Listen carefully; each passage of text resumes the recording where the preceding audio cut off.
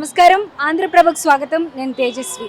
ప్రస్తుతం నేను హైదరాబాద్ బల్కంపేట ఎల్లమ్మ టెంపుల్లో ఉన్నాను. మనకి బోనాలు ఆషాఢ మాసం స్టార్ట్ అయిందంటే చాలు మనకి హైదరాబాద్ అంతా కూడా బోనాల సందడి అనేది నెలకొంటూ ఉంటుంది. అయితే జూలై 6వ తారీఖు నుండి బోనాలు అయితే ఆషాఢ మాసం ప్రారంభం కాబోతుంది. మనకు వచ్చేటప్పటికి బల్కంపేట ఎల్లమ్మ అంటే కోరిన కోరికలు తీర్చే కొంగు బంగారంగా భక్తులందరూ కూడా చెప్పుకుంటూ ఉంటారు. అమ్మవారికి చాలా మహిమ ఉంది అని చెప్పి అయితే భక్తులందరి నమ్మకం కూడా.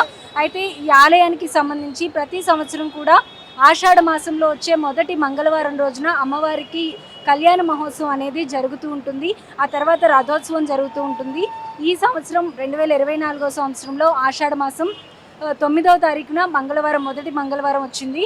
సోమవారం రోజున ఎదుర్కోళ్ల కార్యక్రమం ఉంటుంది. అలాగే 9వ తారీఖున అమ్మవారి కళ్యాణ మహోత్సవం జరుగుతుంది. ఆ తర్వాత రోజున 10వ తారీఖు సాయంత్రం రథోత్సవం అనేది జరుగుతూ ఉంటుందన్నమాట. ఈ 3 రోజుల పాటు ఎంతో ఉత్సవాలు అనేవి అంగరంగ వైభవంగా జరుగుతూ ఉంటాయి. అసలు ఆషాఢ మాసం మొత్తం కూడా అమ్మవారికి భక్తుల రద్దీ అనేది విపరీతంగా వేల సంఖ్యలో, లక్షల సంఖ్యలో భక్తులు వస్తూ ఉంటారు. ఇక కళ్యాణం రోజు అయితే చెప్పక్కర్లేదు, లక్షల సంఖ్యలో వస్తారు. ఈ ఆలయానికి సంబంధించి ప్రభుత్వమే అమ్మవారికి కళ్యాణ మహోత్సవం అనేది నిర్వహిస్తూ ఉంటుంది. అలాగే కొన్ని కోట్ల రూపాయలు వెచ్చించి ఈ కార్యక్రమం అంతా కూడా జరుపుతూ ఉంటారనమాట. అమ్మవారికి ప్రభుత్వం తరపు నుంచే పట్టు వస్త్రాలు కూడా సమర్పించడం కూడా జరుగుతుంది. ప్రభుత్వ ఆధ్వర్యంలోనే కార్యక్రమం అంతా కూడా జరుగుతుంది. భక్తులకు అందరికీ కూడా ఎటువంటి ఇబ్బంది లేకుండా అన్ని ఫెసిలిటీస్ కల్పించి కార్యక్రమాలన్నీ కూడా చక్కగా నిర్వహిస్తూ ఉంటారు. అయితే ఈ ఆలయానికి వచ్చేటప్పటికి కేవలం ఆషాఢ మాసంలో అలాగే అమ్మవారి కళ్యాణ మహోత్సవం టైంలో మాత్రమే కాదు, సంవత్సరం పొడుగుతా కూడా భక్తులు బోనాలు సమర్పిస్తూనే ఉంటారు. ముఖ్యంగా ఆదివారం, మంగళవారం, గురువారం ఈ వారాల్లో ఎక్కువగా భక్తుల రద్దీ అనేది ఎక్కువగా ఉంటుంది. అలాగే బోనాలు కూడా సంవత్సరం అంతా కూడా సమర్పిస్తూ ఉంటారు. ముఖ్యంగా ఆషాఢ మాసంలో ఇంకా ఎక్కువగా సమర్పిస్తారు. అలాగే ఉత్సవాలు జరిగే ఈ 3 రోజులు మాత్రం లక్షల సంఖ్యలో భక్తులు వచ్చి అమ్మవారిని దర్శించుకుంటూ ఉంటారు. ఈ 3 రోజులు అమ్మవారిని దర్శించుకొని ఏదైనా కోరిక కోరుకుంటే అది తప్పకుండా నెరవేరుతుంది అని చెప్పి భక్తులందరి విశ్వాసం అన్నమాట.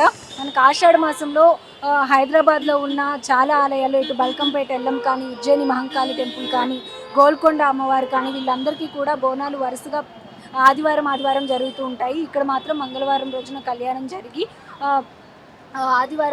బుధవారం రోజున కళ్యాణ మహోత్సవం అనేది జరుగుతుంది. ప్రతి సంవత్సరం కూడా ఆషాఢ మాసంలో వచ్చే మొదటి మంగళవారం రోజు అమ్మవారి కళ్యాణోత్సవం జరుగుతుంది. అసలు ఆలయానికి వచ్చే భక్తుల్ని అడిగి వాళ్ళ అనుభవాలు ఏ విధంగా ఉన్నాయి, వాళ్ళ కోరికలు ఏ విధంగా నెరవేరాయి అనేది వాళ్ళ మాటల్లో కూడా తెలుసుకుందాము. ఈ ఆలయానికి అయితే 700 ఏళ్ళ చరిత్ర అయితే ఉందండి. 700 సంవత్సరాల క్రితం ఈ ప్లేస్ అంతా కూడా ఒక మారుమూల గ్రామంగా ఉండేది. ఇదంతా కూడా పొలాలు ఉండేవంట. ఆ టైంలో అమ్మవారు పొలంలో వెలిసింది అని చెప్తూ ఉన్నారు. పొలంలో ఒక బావి లోపల అమ్మవారు వెలిసింది. అది ఒక భక్తుడు గుర్తించి అమ్మవారిని బయటికి తీసి పూజా కార్యక్రమాలు చేయాలని ఎంత ప్రయత్నించినా కూడా అమ్మవారు శయనావస్థ నుండి అయితే బయటికి రాలేదంట. ఎంత శివసత్తుల్ని తీసుకొచ్చినా సరే అమ్మవారు అలానే ఉన్నారంట. సరే, అమ్మవారు ఇలానే పూజలు అందించుకోవాలి అనుకుంటున్నారు అని చెప్పి అలానే బావిలోనే ఉంచి అమ్మవారికి పూజా కార్యక్రమాలు అనేవి చేస్తూ ఉన్నారు. జనరల్గా మనకి ఏ ఆలయానికి వెళ్ళినా అమ్మవారు కూర్చొని మనకి దర్శనమిస్తూ ఉంటారు.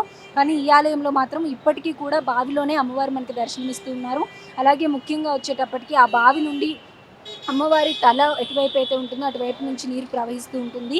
ఆ నీటిని కనుక తీసుకొని వాటిని తీర్థంగా తీసుకున్నా కానీ, స్నానం చేసేటప్పుడు వాటర్లో కొంచెం కలిపి స్నానం చేసినా కానీ ఏదైనా హెల్త్ ఇష్యూస్ ఉంటే పోతాయి అని చెప్తూ ఉంటారు. అలాగే పొలాల్లో చల్లుతూ ఉంటారు. ఇంట్లో ఎటువంటి చీడపీడలు లేకుండా ఇంట్లో ఉండే విధంగా, ఎటువంటి క్షుద్ర శక్తులు ఇంట్లోకి ప్రవేశించకుండా ఇంట్లో కూడా ఈ వాటర్ని చల్లుకుంటే మంచిది అని చెప్పి భక్తులందరూ కూడా తీసుకెళ్తూ ఉంటారనమాట.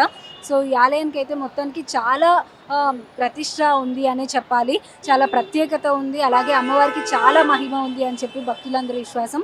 భక్తుల మాటల్లో కూడా వాళ్ళ నమ్మకం ఏ విధంగా ఉంది, ఏ విధంగా అమ్మవారిని పూజిస్తున్నారు, అసలు బోనాలు ఏ విధంగా సమర్పిస్తారు అనేది భక్తుల మాటల్లో కూడా తెలుసుకున్నాము.